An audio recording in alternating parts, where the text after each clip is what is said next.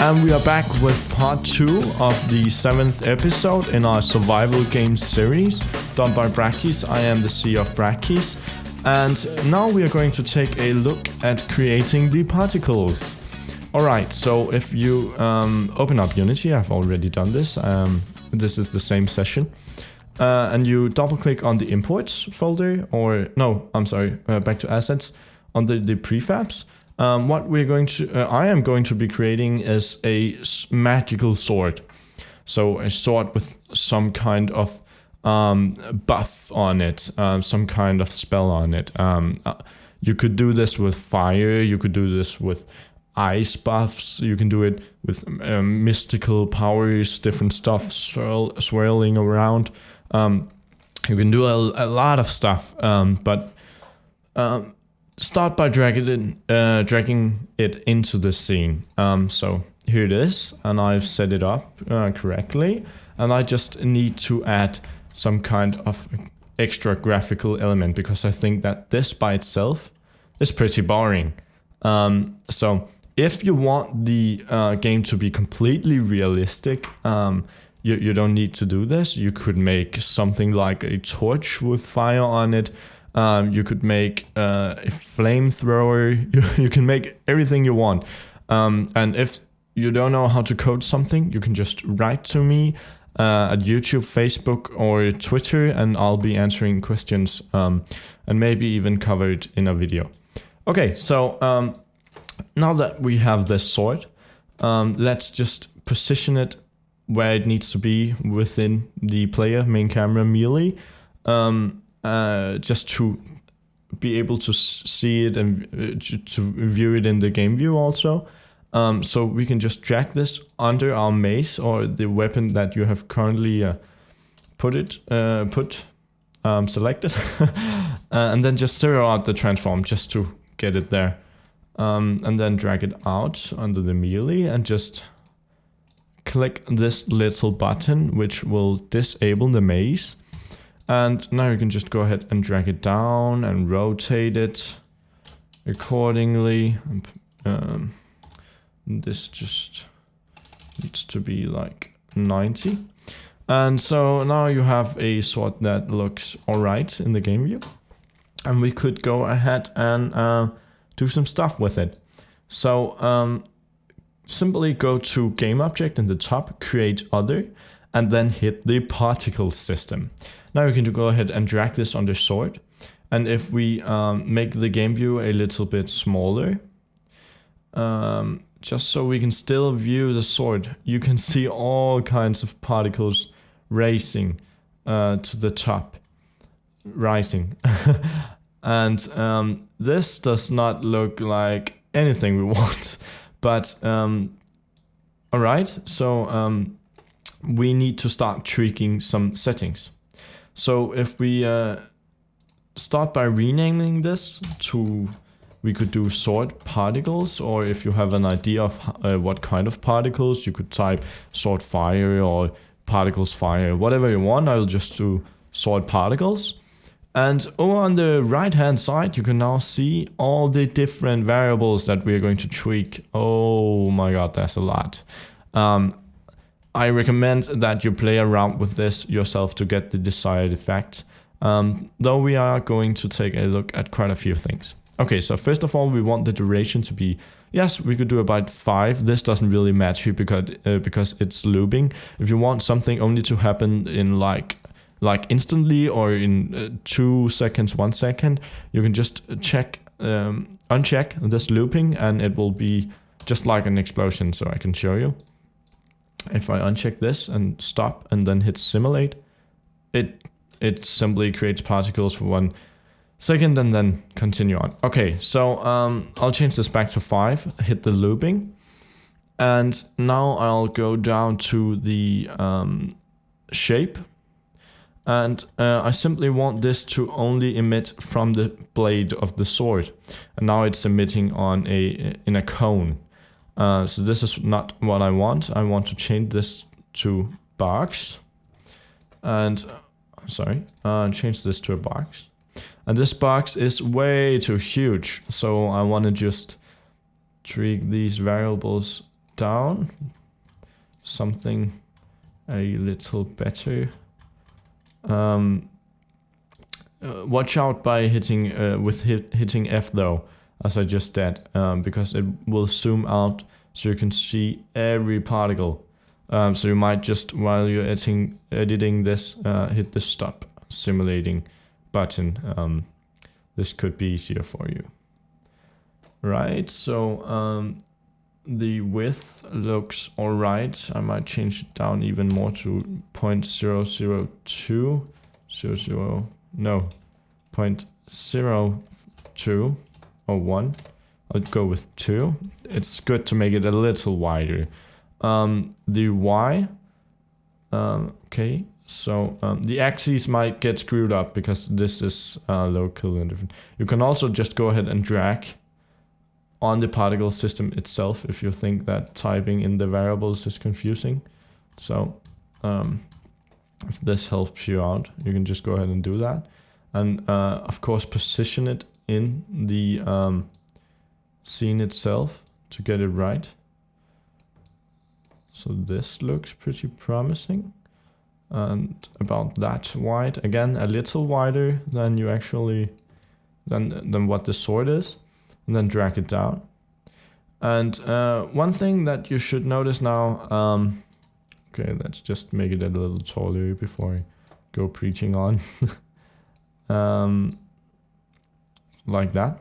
This actually fit pretty perfect onto the blade.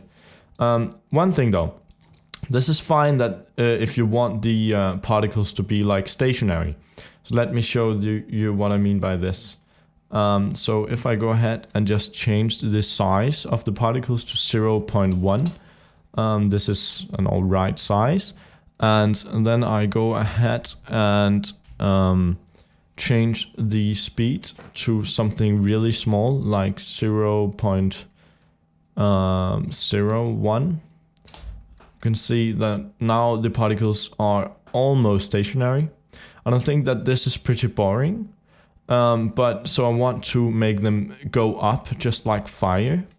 Though when I change the speed to, let's say, 0.2, this looks pretty natural, maybe 0.1. Then the particles start simply collecting here. So there are a lot of particles clouding together here, and down here we are missing quite a few.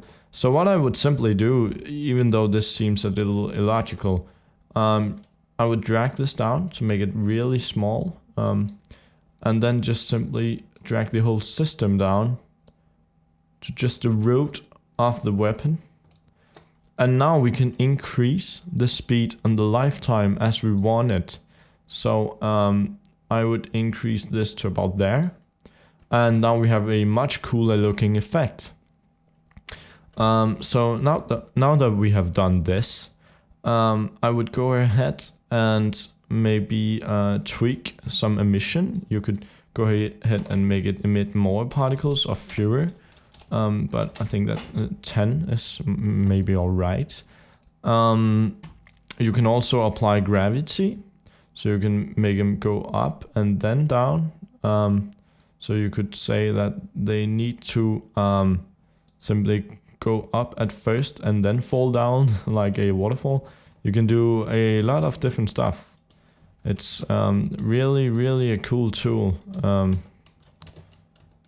to tweak stuff out with. Let me just check, what did I screw up here?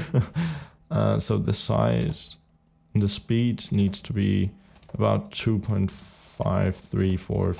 Yes, just make 5. All right, so right now that you've probably noticed that when they spawn down here, they don't fade in, they just spawn. And also they just disappear up here. And I think that this effect is pretty ugly. So let's change this. And we do that by checking down here the color by speed. So enable this, and then you can just uncollapse it. And then you can hit the color function here. And now you get what is called the gradient editor. And this is basic. If you've never seen a gradient editor before, this is the beginning of the particle's lifetime, and this is the end. So it's basically just like a timeline, just with color and opacity. So how much, what kind of color is it, and how well can you see through it? So let's start out by making it all kinds of red, and then going to the end and making it more like a orange type feel. A little more orange. Something like this. And it's not changing too much though. So I might go ahead and make this a little less red. Though it's changing everything. This is pretty weird actually. This should, this is by speed. So uncheck the color by speed and then check the color over lifetime. Now we get the right gradient. So start by making it look red and then changing it to orange. Something like this. This is much better. Maybe a little wider. You can a little more right. This looks alright, I guess. And now you could go ahead and click on the little keyframes above. And this is the alpha. This is the opacity. This is how well you can see through. So if we just drag this all the way down, it will be simply fading out. And I guess we want that. And if we go ahead and drag the alpha over here so we can determine when it will start to fade out, we could say about already here, because then we can make a new one and make it fade in also. So drag that alpha all the way down. So now it fades and fades. We could also make one more here that is not at all transparent. So we have this curve that we can suddenly start to see how massive the color is, and then it fades away.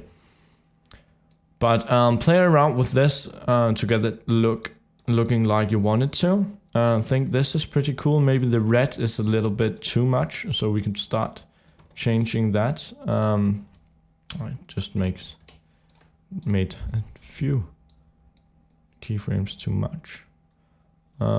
Something like, well, I guess we'll just leave it at this for now. Okay, so one thing though, right now the particles don't look that shiny, and I don't really like the effect of them. So what we're going to do is we're going to make a new material. And a material is basically, it's what stores a texture and a shader. So this might not make that much sense, but if I go into Paint, an object has several things that makes it that makes it able to be rendered in a scene.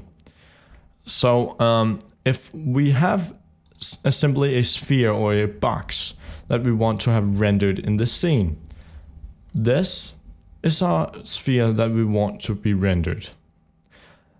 In order for this to be rendered, it needs quite a few things. First of all, it needs to have what it has here.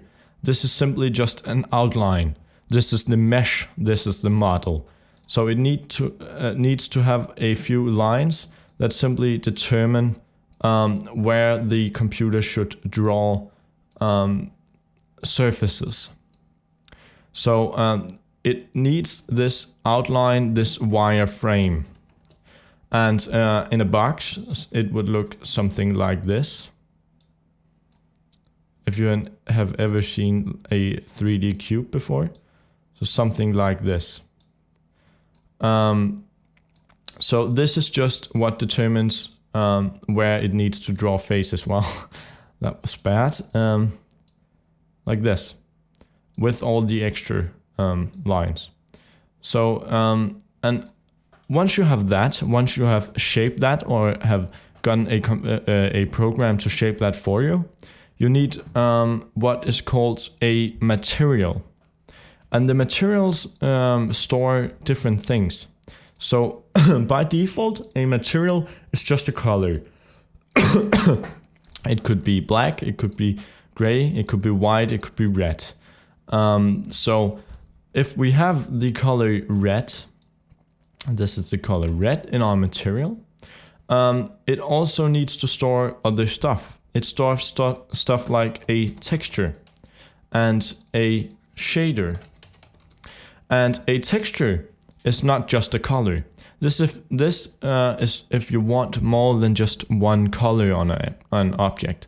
This is the detail. This could be an image. So basically, if we wanted to make a wooden plank, first of all, we would have the lines that make out the plank.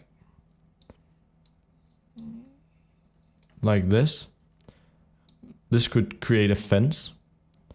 So if you had several of these, this could create a fence.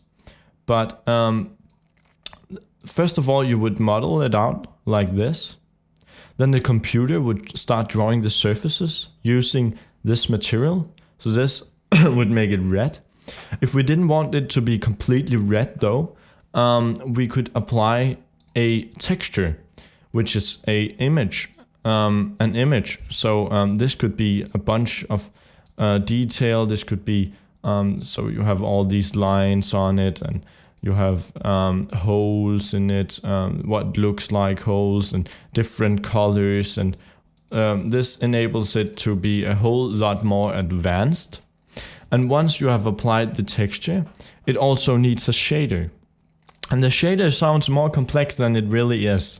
The definition of a shader is how an object interacts with light and its environment.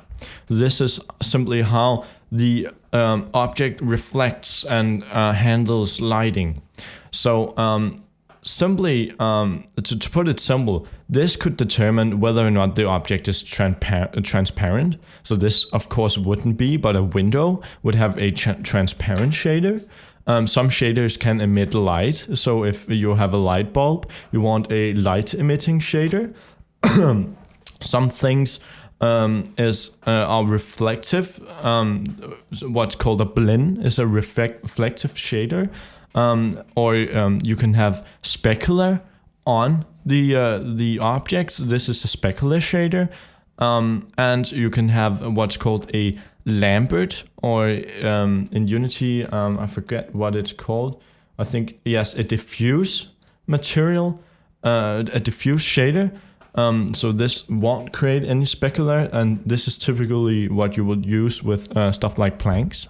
So that's basically what a material is. So this might sound complicated, but it's really not. So if we hit don't save, and then right click and hit create, and then open up and then material, and we could go ahead and just to simplify this, we could call this maybe wall texture.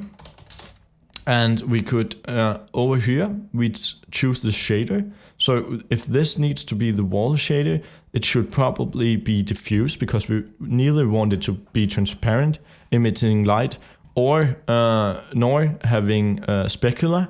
So we could choose a color, and maybe we should choose a brownish color. And then we could just drag this onto the wall. And maybe even select the wall, and you can now see that this is the material that it's using. But right now, this doesn't look that awesome. So we could go on to the internet and then just search for wall texture seamless. And this just means that we can, just a moment, I'm just checking, that we can tile the texture inside of Unity, but you could go ahead and save this. And this is just demonstrative purposes. You can go ahead and save this and drag it into Unity as an image file, and then just drag it on here as a texture. And you can see that now it has texture data applied to it, and we can now make the color white to make the texture look nice, and we can then determine how the texture will tile inside of Unity. But this is how you do this is how you handle stuff like this. So we would want it to probably look something like this. So it's tiled 3 times on this axis and only 1 time on the other. We could also do like 6 here and 2 here to make it look even better. And this is how you apply detail. But we'll be going over this later. So for now, I'll just go ahead and... sorry, my phone is ringing. For now, we'll just go ahead and make this... and just delete the material and the texture here. And you can see that it turns purple. And it just does this when it doesn't have a material applied to it, so that we can easily see that it hasn't got one. So for now, we can just use a default shader or material. So add under the mesh renderer, materials, you can click this to add one, and we can just use the default diffuse.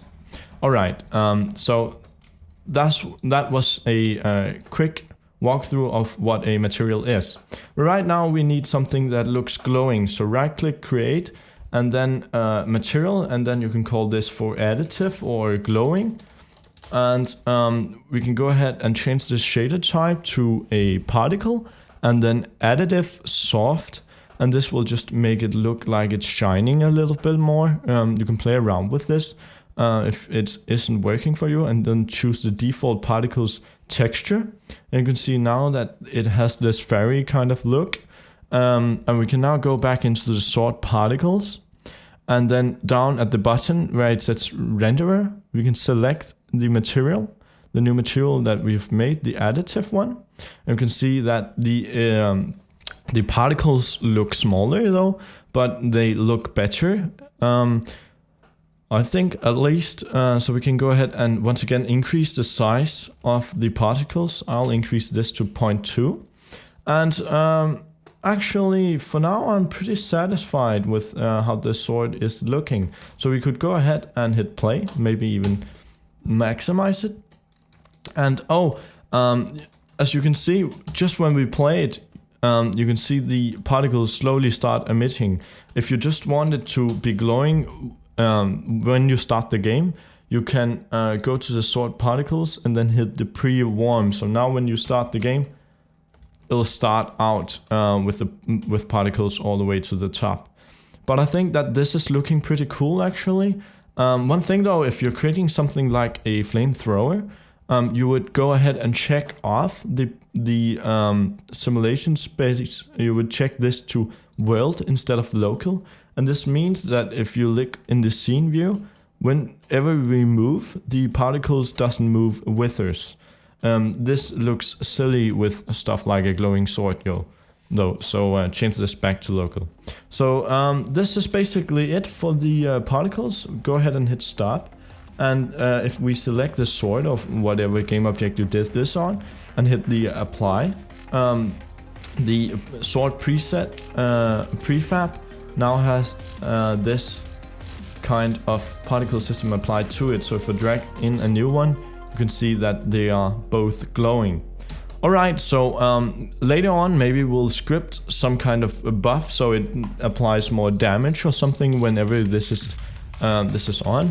But this was it for now with the particles, and I'll see you in the next tutorial. Thank you for watching.